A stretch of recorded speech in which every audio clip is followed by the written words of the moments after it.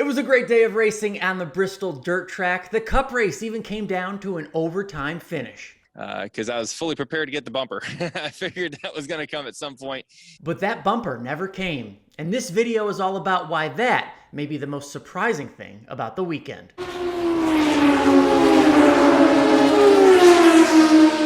What's up everyone, I'm Cavanna. Thank you so much for clicking on this video. So much to talk about after Bristol. So first and foremost, let me know down in the comments what you thought about dirt racing and Cup for the first time in 50 years. What NASCAR and the track crews had to do to get that track ready again for racing on Monday was nothing short of amazing. I was there on Saturday. I took this picture from the press box. This was right after the truck races went off and they did the one lap and got all the mudded and caked everywhere and all that stuff. It only got worse from there. So everything that they had to do to get that track ready for Monday, kudos to everyone involved. Let's fast forward to the end of the Cup race. Here's the scenario. Joey Logano is the leader. Denny Hamlin is in second. This is in overtime coming to the green flag. It's a single file restart because they switched things up in the middle of the race. The green flag drops, and I'll let the drivers explain what was going through their heads. You got a green, white checker at Bristol. I don't care if it's dirt, concrete, you name it. There's probably going to be contact. He didn't get a very good restart. I mean, I was on him entering turn one. So Denny is right there heading into turn one. At this time, he says he chose to go to the outside, hoping to get the outside groove and maybe sling himself past Logano. Ultimately, he said it was too slick. The move didn't work. But Dustin Long of NBC Sports then asked an excellent, relevant question. Why didn't you just go through him? I mean, this is short track racing. Bump and runs is the standard formula. So instead of going high or low, why not through? Because I think me and the 22 race differently. I don't have that mentality. Really? Denny says he doesn't have that mentality. Well, I can tell you a lot of fans were quick to call BS on that quote once they saw it on Twitter. Many of them, of course, are Chase Elliott fans who remember the incident a few years ago at Martinsville where Denny was quite aggressive. I didn't buy Denny's answer at first only because he is so successful. He is one of the best talents in the garage.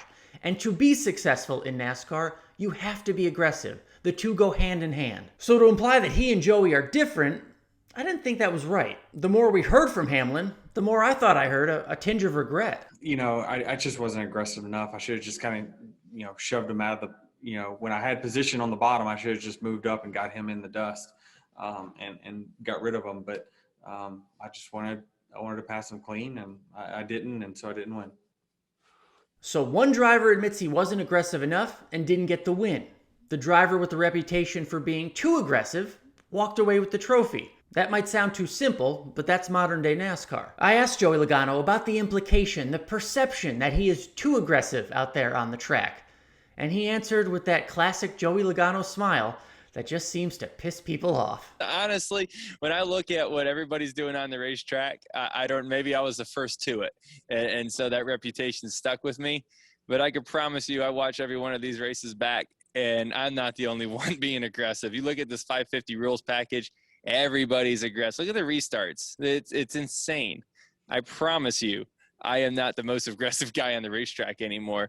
There's times I look at it and say, maybe I need to be more aggressive. So, the game has changed a lot. That reputation is probably with me because, probably 5-6 years ago, that reputation started with me. But the competitors have changed and evolved over time to where everybody's aggressive. Nobody gives up spots. There's not much give and take out there on the racetrack anymore. We're racing. And you know what? That's what the fans buy the tickets to see, is racing. And that's what we're going to continue to do. So, that might just be a reputation that stays with me, but I don't feel like it's the most truthful thing anymore these days. So what do you think? Is being too aggressive really an issue? Especially if you're the one walking away with the trophy. This Hamlin-Logano stuff has been going on for years. They're both at the top of their games right now, so let's hope it continues. Thank you as always for watching. Hit that subscribe button on your way out. We'll see you next time.